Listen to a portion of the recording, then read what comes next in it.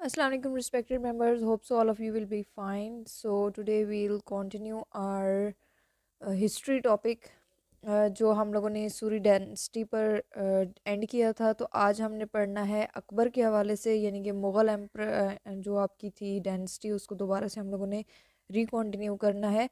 तो हमने आज अकबर के हवाले से पढ़ना है। तो अकबर जो है वो 1556 से 1605 तक जो है बादशाह रहता है, ठीक है।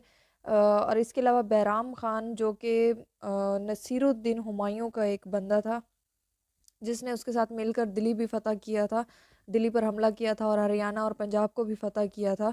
तो उस बैराम खान ने जो है अकबर की ताजपोशी की थी, यानी कि जब वो उसके फादर की डेथ हो जाती है और उसके बाद सेकंड बैटल ऑफ पानीपत होती है जो 5 नवंबर 1556 में होती है, ठीक है। और उस टाइम जो है अकबर की उम्र 14 इयर्स होती है और वो जंग जो है वो आप कह सकते हैं कि हीमू हीमू जो था वो किंग ऑफ दिल्ली था, यानी कि दिल्ली का बादशाह था उसके। और आप कह सकते हैं कि बैराम खान के या अकबर के दौरान दरमियान हुई थी, यानी कि हीमू और उसकी अपोजिट पार्टी जो थी वो बैराम खान और अकबर थी, ठीक है।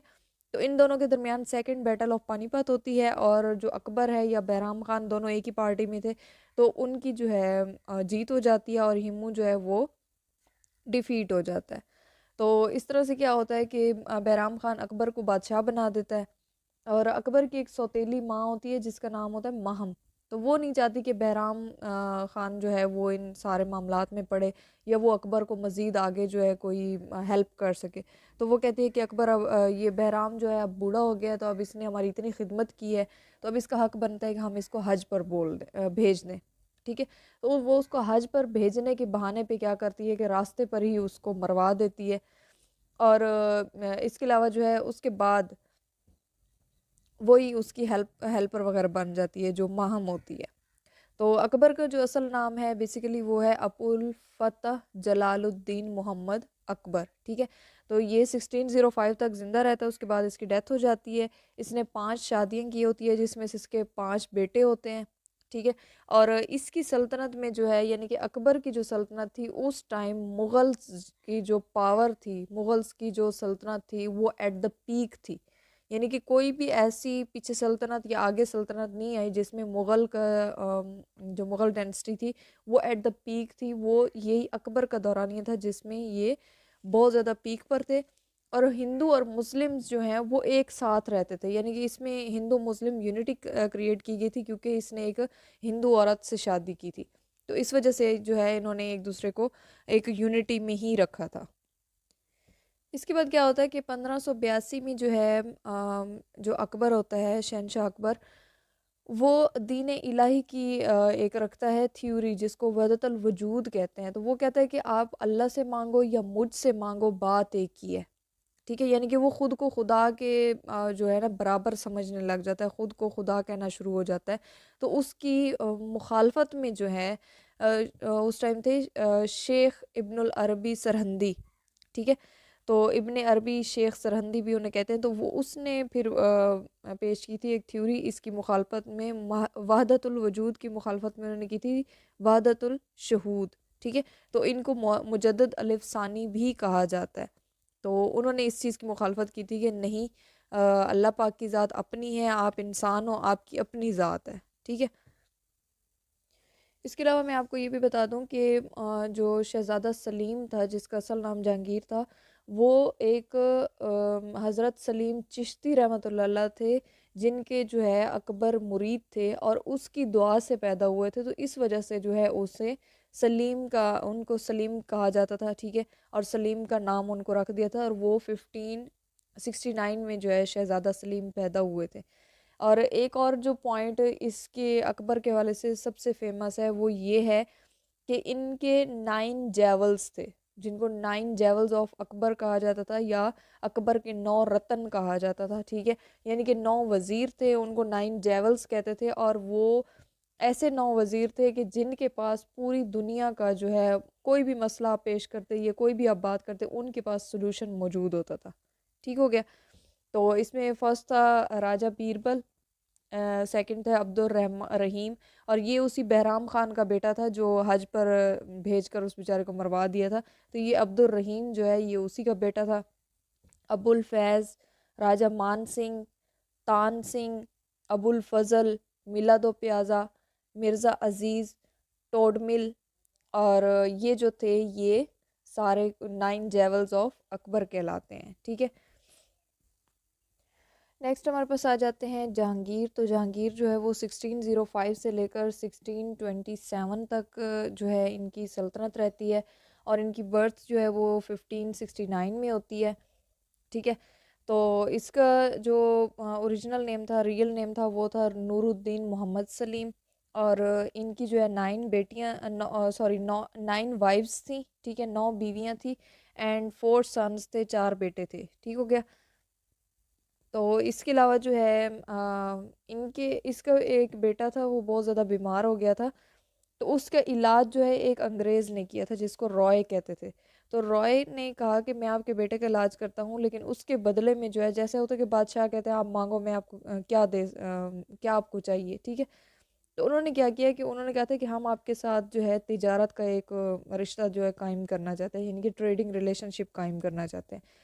तो वहाँ से जो है इन्होंने 1613 में सूरत गुजरात में फर्स्ट अपनी कंपनी जो है इन्होंने जारी की थी, जिसको ईस्ट इंडिया कंपनी का नाम रखा गया था। ठीक है, और वो पहली कंपनी थी जो बड़े सग़ीर में बनाई गई थी, और इस कंपनी में ये होता था कि ज़रूरत की जितनी भी अशिया होती हैं वो सारी उनके पास मौजूद होती थी। ठीक है, तो आप वहाँ से परचेज़ कर सकते थे।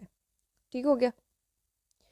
इसके अलावा इसकी एक और आप लोगों को मैं बता दूं कि जो हिरन मीनार है, ठीक है, वो शेखुपुरा में मौजूद है। तो उसकी थोड़ी सी स्टोरी ये है कि वो 1620 में बनाया गया था शेखुपुरा में, लेकिन उसके पीछे कहानी ये है कि जो शहज़ादा सलीम था उसके पास एक मादा हिरन थी, जो वो जंगल में छोड़ता था, और फिर उसकी वजह से जो है जो नर हिरन थे वहाँ पर आते, तो वो उन नर हिरन का जो है शिकार करता था। ठीक है, तो एक दफ़ा क्या है कि वो शेखुपुरा के जंगलात थे वहाँ पर वो शिकार कर रहा था, उसने अपनी हिरन को छोड़ा, तो गलती से जो तीर था ना वो नर के बजाय उसकी अपनी जो मादा हिरन थी उसको लग जाता है।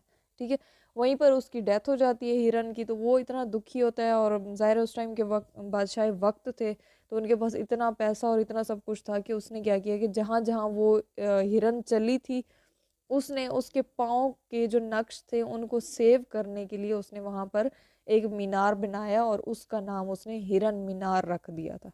ठीक हो गया।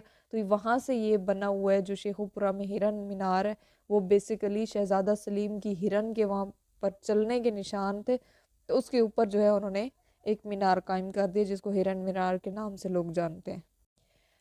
जब डेथ हो जाती है शहज़ादा सलीम की, तो उसके बाद जो है उसका जो बेटा बीमार था, जिसकी वजह से ईस्ट इंडिया कंपनी बनती है, अ, उसका नाम था मोहम्मद शहरयार। तो वो 6 से 8 माह के लिए बादशाह बनता है 1628 में।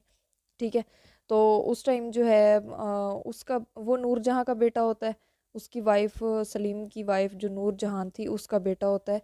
और उसके बाद क्या होता है कि जो उसका बेटा शाहजहाँ होता है, जिसका असल नाम था शहाबुद्दीन मोहम्मद खुरम, वो 1628 में क्या करता है कि अपने भाई मोहम्मद शहरयार को मरवा देता है, और उसकी जगह पर खुद किंग बन जाता है। शाहजहाँ के बारे में बताऊं तो उसकी जो सल्तनत है वो 1628 से 1658 तक रहती है। और ज़ाहिर है वो अपने भाई जो उसका होता है जिसका नाम था सल्फुद्दीन मोहम्मद शहरयार, उसको मरवा कर फिर ख़ुद किंग बन जाता है। और शाहजहाँ का जो ओरिजिनल नेम है वो है शहाबुद्दीन मोहम्मद खुरम। ठीक है, और इसके अलावा जो है ये मुमताज़ बेगम एक औरत थी जिसका असल नाम था अर्जमंद बानो, उससे प्यार हो जाता है उसको, और फिर 1612 में जो है इनकी शादी होती है। और 1631 में जो है ना, जो ये थी मुमताज़ बेगम थी, इसकी डेथ हो जाती है, और फिर इसी के नेम पर जो है वो ताज महल बनाया जाता है, जिसको मुमताज़ महल भी कहते हैं, ताज महल भी कहते हैं। ठीक है, तो ये 1653 में महल बनाया गया आगरा में, और ये तकरीबन 7 साल में जो है ये महल कंप्लीट हुआ था।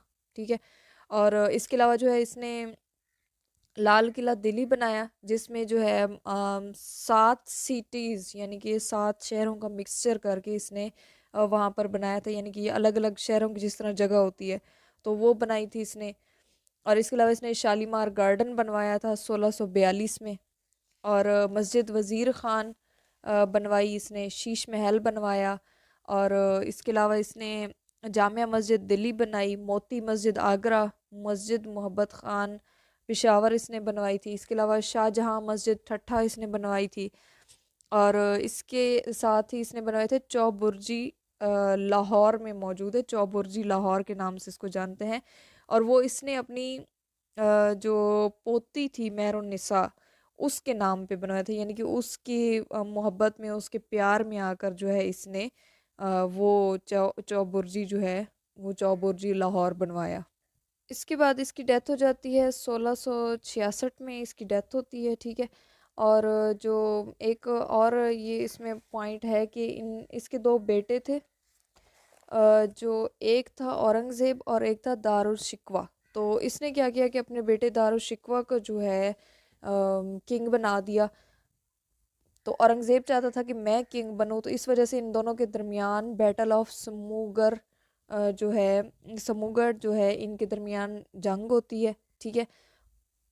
और उसमें क्या होता है कि उसमें जो औरंगज़ेब होता है वो जीत जाता है, और जो दारुल शिकवा होता है उसको वो मार देता है, यानी कि अपने भाई को ही वो कत्ल कर देता है। और अपने बाप को जो है वो कैद कर लेता है, यानी कि जो आप शाहजहां था उसको कैद कर लेता है औरंगज़ेब। और वहीं कैद के अंदर ही शाहजहां की डेथ होती है। और उसको कैद कहाँ करता है, उसी महल के अंदर, जो मुमताज़ महल या ताज महल जो आप जानते हैं, उसी के अंदर जो है वो अपने बाप को कैद कर देता है। और 8 साल तक वो ज़िंदा रहता है। और उसके बाद 1666 में जो है शाहजहां की वहीं कैद के अंदर ही, कैद के दौरान ही मौत वाक़या हो जाती है। नेक्स्ट हमारे पास आ जाता है औरंगज़ेब के हवाले से, क्योंकि उसने अपने भाई दारा शिकवा को मरवा कर जो है वो खुद हुकूमत करना शुरू कर दी थी। तो इसका दौरानिया जो है इसका 1658 से लेकर 1707 तक इसका दौरानिया रहता है हुकूमत का। और इसका ओरिजिनल नेम जो था वो था मोहिउद्दीन मोहम्मद। औरंगज़ेब आलमगीर के नाम से जाना जाता है, बट इसका ओरिजिनल नेम जो था वो मोहिउद्दीन मोहम्मद था। इसके बाद जो है इसने, जब इसके फादर की डेथ हो जाती है, तो उसके बाद ये हिफ्ज़ कुरान करता है और जितनी भी बुराइयां होती हैं वो सारी छोड़ देता है, ठीक है। और इसके अलावा 1673 में जो है ये बादशाही मस्जिद लाहौर बनवाई इसने। और 1707 में जो है इसकी वफ़ात हो जाती है। और ये एक ऐसा पीरियड होता है औरंगज़ेब का जहाँ पर आकर आप कह सकते हैं कि एक तरह की जो मुग़ल एम्पायर था वो बिल्कुल ख़त्म हो जाता है, ठीक है। और इसके साथ कुछ और किंग्स होते हैं जिनके थोड़ा थोड़े से ही आते हैं दौरानिया, इनका ज़्यादा नहीं आता। तो उसमें आज़म शाह होता है, वो 3 मंथ्स के लिए आता है। बहादुर शाह 1707 से 1712 तक रहता है, ठीक है। और इसने अपने भाई के साथ जंग की होती है, जिसे बैटल ऑफ जाजू भी कहा जाता है। वो इसने अपने भाई के साथ इसने जंग लड़ी थी, ठीक है। इसके बाद आ जाता है जहाँ दारा शाह, ये 1712 से 1713 तक रहता है। फ़रख शहरियार, ये 1713 से 1719 तक रहता है। और इसको जो है जहाँ दारा मार देता है फ़रख शहरियार को, ठीक है। और जो ये फ़रख शहरियार था, इसने फ्री ट्रेड का भी एक दिया होता है, कि यानी कि आप मुफ्त में ही ट्रेड कर सकते हैं, हम आपसे कोई मुआवजा वगैरह नहीं लेंगे। इसके बाद नेक्स्ट आ जाता है रफ़ीउद्दीन दरजात, तो वो 4 से 6 माह रहता है। शाहजहाँ 2 आता है। मोहम्मद शाह रंगीला आ जाता है, तो ये 1719 से लेकर 1748 में रहता है, 48 तक रहता है, ठीक है। तो इसका ओरिजिनल नेम जो था मोहम्मद शाह रंगीला का, ये नसीरुद्दीन मोहम्मद इसका नाम था। और इसके अंदर जो जहान की बुराइयां थी, यानी कि एक बादशाह के अंदर जितनी भी अय्याशी होती है, ऐश परस्ती होती है, नशा और जितना कुछ भी होता है, वो सारा इसके अंदर मौजूद था, ठीक है। इसने अपनी जितनी भी इसके काम थे वो इसने दिए हुए थे आसिफ जाह, जाह आसिफ जाह एक नाम था बंदे का, उसको सारे सरकारी मामला जितने भी थे उन उसको दिए हुए थे कि तुम इसको संभालो और मैं सिर्फ बैठ के जो है ऐश करूँगा। तो इसने कोशिश की थी कि शाह ऑफ ईरान, जिसे नादिर जिसका नाम था नादिर शाह, ठीक है, उसको हटाने की कोशिश की। तो उसने क्या किया कि उसने दिल्ली को विज़िट किया एक दफ़ा। तो नादिर शाह जो है वो 1739 में दिल्ली में आया। और उस टाइम जो है उसका commander in chief Ahmad Shah Abdali था। और 3 दिन तक जो है वहाँ पर कत्लो गारत जारी रही। और नाल आप कह सकते हैं कि जो दिल्ली की नालियाँ थीं उनमें पानी की बजाय जो है खून बह रहा था, यानी कि इतनी उस टाइम जो है ये वहाँ पर लड़ाई हुई। और इस बैटल को जो है बैटल ऑफ करनाल भी कहते हैं, ठीक है, जो कि आप कह सकते हैं कि 24 फरवरी को लड़ी गई थी। और 24 फरवरी 1739 में ये जंग लड़ी गई थी, बैटल ऑफ करनाल। तो ये जंग जो थी ये शाह ऑफ ईरान ने जीत ली। तो उसने क्या किया, उसने अपने कमांडर इन चीफ जो अहमद शाह अब्दाली था उसको वहाँ पर छोड़ा और वहाँ से जो है वो वापस चला गया था, यानी कि अपने इलाके ईरान में वापस चला जाता है, ठीक है। और उस जंग के दौरान आप कह सकते हैं कि वहाँ की एक तरह से हर चीज़ जो थी वो बर्बाद हो चुकी थी।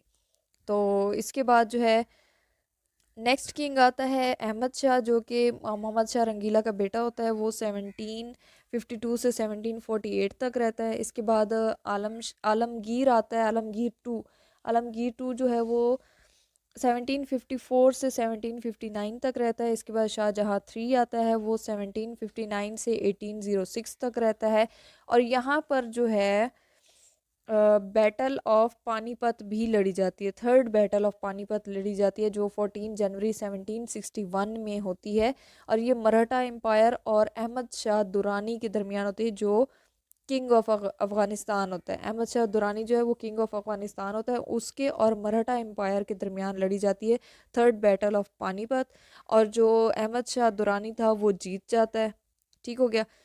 इसके बाद नेक्स्ट किंग आ जाते हैं गौहर अली, वो कुछ मंथ्स के लिए रहते हैं। बेदार बख्त आता है, अकबर टू आता है, फिर बहादुर शाह सफ़र आता है, वो 1837 से 1857 तक रहता है।